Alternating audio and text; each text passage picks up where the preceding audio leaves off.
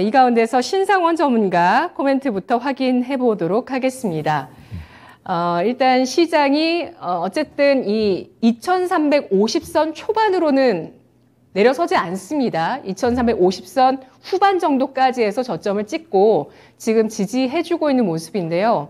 다음 주 이벤트만 무사 통과한다면 이제 좀 바닥에 대한 이야기를 할 수 있겠고, 또 이르게 그 바닥을 논하고 싶으신 분들은 오늘도 고민을 치열하게 하시겠죠. 어떻게 보십니까? 네, 맞습니다. 맞는 말씀이고요.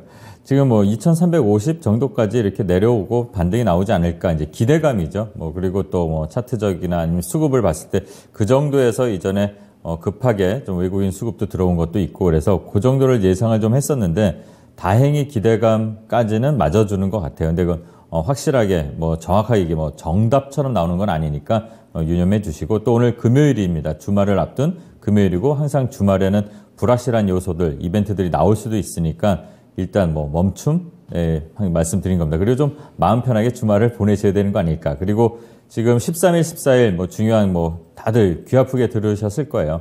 그걸 보시면서 지금 미국 시장도 그렇고 계속 지금 다 뭐 경계감, 우려감 계속 그러면서 어제 이제 반발 매수 좀 나오면서 좀 하락의 폭을 좀 줄이고, 이게 반등이 나왔다고 해도 그렇게 좋은 거는 아닐 겁니다. 우리 시장도 마찬가지고 오늘도 또 오르락 내리락 하고 이렇게 있는데, 이럴 때는 좀 관망하면서 항상 말씀드리지만 관망도 전략이라는 중요한 그 주식의 뭐 전략 중에 하나 말씀을 드렸는데, 일단 멈추고 한번 살펴볼 필요가 있다. 뭐 그런 말씀을 드리는 거고요.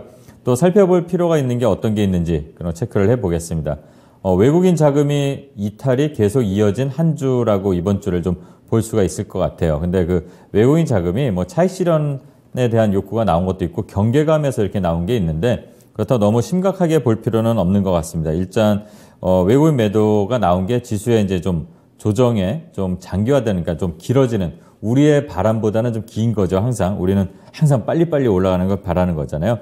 그럼에도 불구하고 지금 환율의 움직임은 계속 1,300원 수준을 유지를 하는 것 같아요. 그렇다면 구조적으로 우리 시장이 안 좋은 게 있어서 이런 게 아니라 그냥 뭐 자기네들 스탠스, 포지션에 따라서 움직이는 거라고 아직은 볼 수가 있는 그런 성격인 것 같습니다. 그리고 중국이 이제 리오프닝을 한다고 하니까 어제 말씀드린 것처럼 차이나런으로 뭐 우리 시장으로 왔던 게 다시 좀 조정이 나오는 거 아닐까 이렇게 볼 수도 있고요.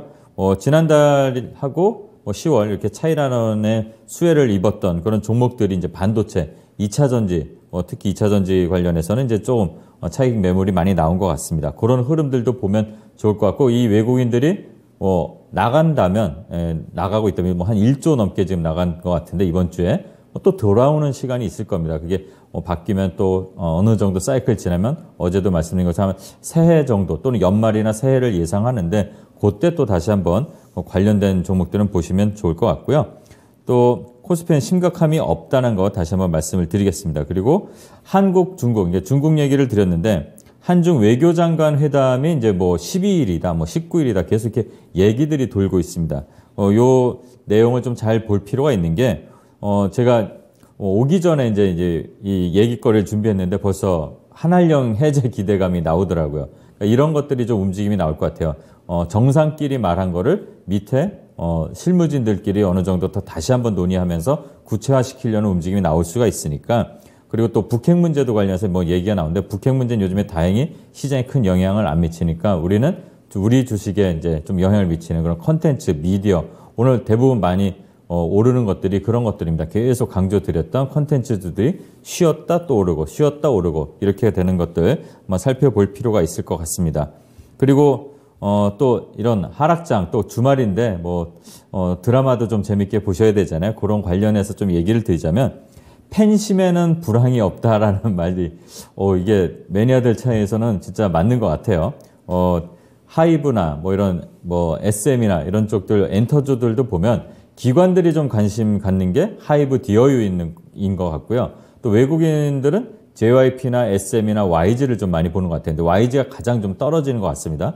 근데 JYP나 SM은 이제 좀 그룹들이 되게 체계적으로 잘 움직이는 것 같고, 또 하이브나 디어유는 워낙 바닥에서 있기 때문에, 특히 하이브 같은 경우는 다음 주 지인인가요? 제가 멤버를 보는데 군대를 간대요. 그럼에도 불구하고 바닥 다지는 거는 이제 끝난다는 평이 있습니다. 그거는 왜 그러냐면 뭐 6명인가요? 7명인가는 그렇죠. 이게 한 그룹이 100을 벌 때 벌었지만 이게 한 분이 없어진다고 해서 그게 없는 게 아니야. 한 멤버들이 다시 돌아가면서 매출을 일으키면 어쩌면 그 전에 여럿이 100을 벌던 거를 더 능가하는 매출도 나올 수 있다. 이렇게 쉽게 예상을 하더라고요. 그런 면에서 한번 관심을 갖고 좀 볼 필요가 있고요. 또 이렇게 엔터 얘기하다 보니까 종이의 집 2 우리나라에서 이제 한국화해서 만든 공동경제구역 파트 2가 조금 전에 보니까 넷플릭스에 공개가 됐더라고요. 이 관련된 종목들 카카오 그리고 콘텐트리 중앙입니다. 이런 종목들도 한번 흐름을 한알령 기대감과 함께 같이 움직이는 것 같아요. BH 엔터테인먼트하고 스튜디오 지음이라는 곳에서 만든 건데 BH 엔터테인먼트는 뭐 배우 이병헌 씨의 그 회사였었죠. 근데 카카오 엔터 투자하고 그 카카오 엔터의 대주주는 카카오고 또 컨텐츠 지음은 컨텐트리 중앙이 이제 또 대주주고 이렇게 관련이 돼 있으니까 그런 흐름들도 한번 살펴보시면 즐거운 주말이 되지 않을까 이렇게 말씀드리고요.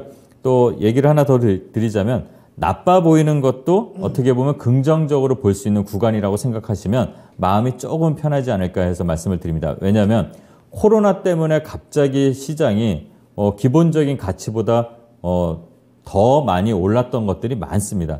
그런 것들이 어떻게 보면 지금 이 경기 위축되고 뭐 긴축을 하고 이러는 거에서 거품이 빠지는 구간이라고 보고 이 안에서 실적이 그래도 받쳐주는 것들, 옥석을 가리는 구간, 여러분들이 뭐 매일매일 뭐 초단위로 단타를 치시고 이럴 게 아니라면 앞을 보고 내년 1분기, 2분기를 바닥 짚고 갈 수 있는 종목들이 뭐인지 그런 것들을 한번 찾아보는 좀 역으로 그렇게 생각해 보면 좋겠습니다. 그리고 다음 주 이제 체크할 포인트들 몇 가지 말씀드리자면 10일, 그러니까 내일이죠. 뭐 수소법 개정안이 시행 예정이 좀 돼 있고요.